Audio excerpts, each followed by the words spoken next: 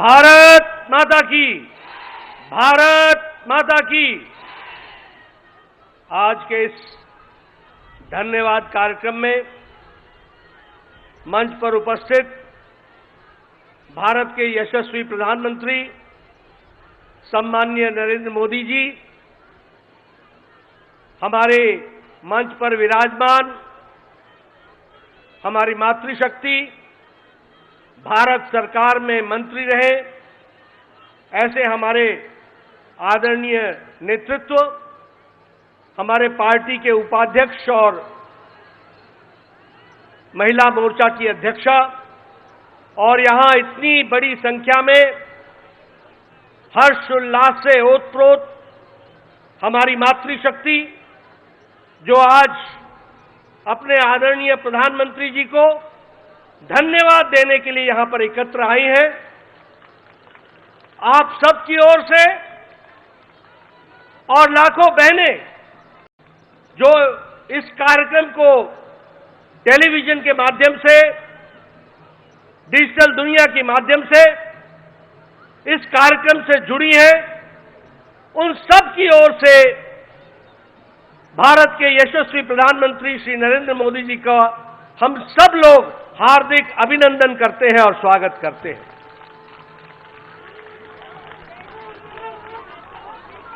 यह हम सब के लिए बहुत ही ऐतिहासिक घड़ी है जो इतिहास में आगे चल करके दर्ज होगी और लंबे समय तक याद किया जाएगा। ऐसे घड़ी का, ऐसे क्षण का हम उसके चश्मदीद गवाह हो, यह हम सबका सौभाग्य।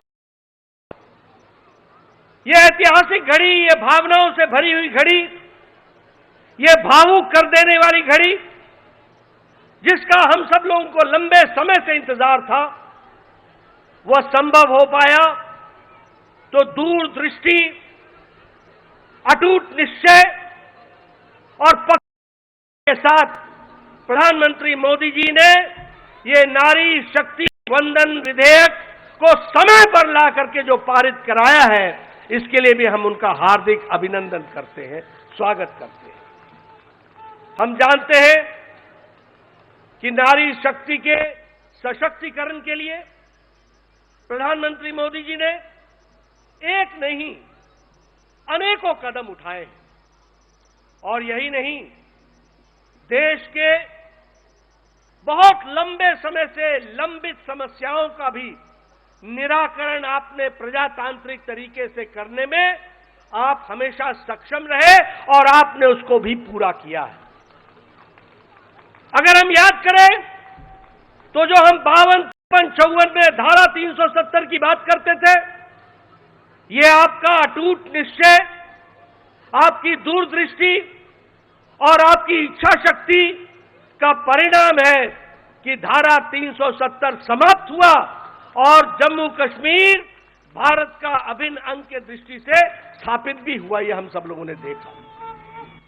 अगर हम बात करें, हमारे फौजी भाई 1 रैंक 1 पेंशन की बात करते थे, किसी ने राहत नहीं दी, लेकिन प्रधानमंत्री मोदी जी ने उसको भी हमको करके दिया।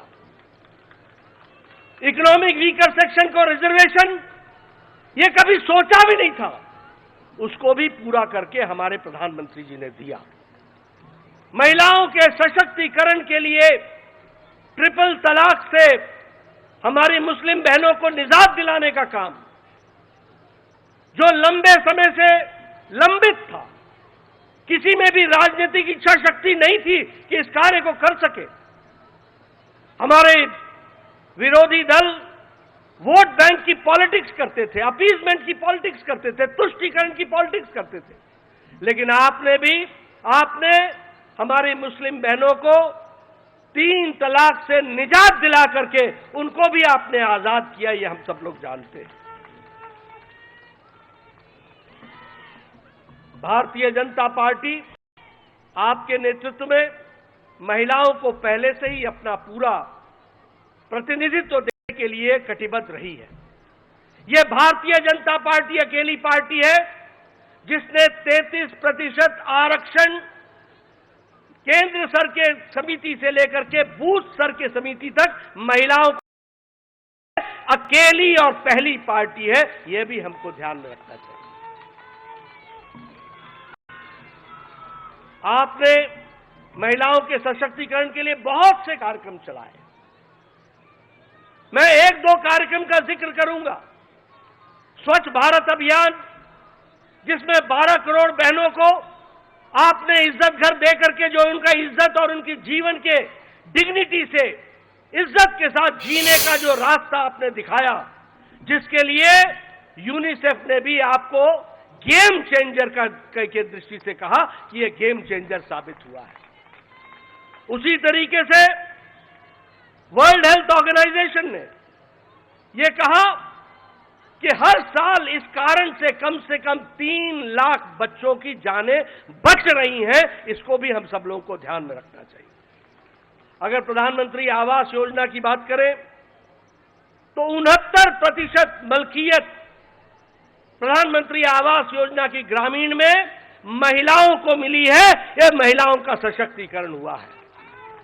और जल जीवन मिशन में हमारे नोबेल लॉरिएट माइकल क्रमर कहते हैं कि यह लगभग 1.5 लाख लोगों को जीवन दान देने वाला यह कार्यक्रम चल रहा है। इसको भी कहा गया है। और वर्ल्ड हेल्थ ऑर्गेनाइजेशन ने कहा कि डायरिया से 4 लाख बच्चों की जीवन की लीला बची है। इसको भी हमको ध्यान में रखना चाहिए।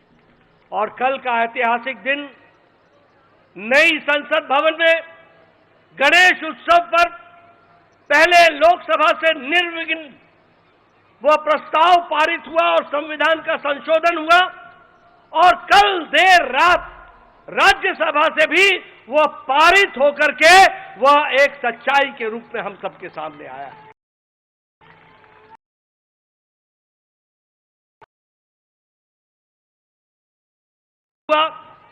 मैं यही कहूंगा कि एक पर एक ऐतिहासिक घटनाएं आपके नेतृत्व में हो रही हैं। एक से एक ऐतिहासिक निर्णय लिए जा रहे हैं। और यह निर्णय मातृशक्ति को जितनी शक्ति देगा, वो भारत की तस्वीर और तकदीर को, दृष्टि और दिशा को बदलने में बहुत बड़ा कारगर कदम होगा। यह भी हमको ध्यान में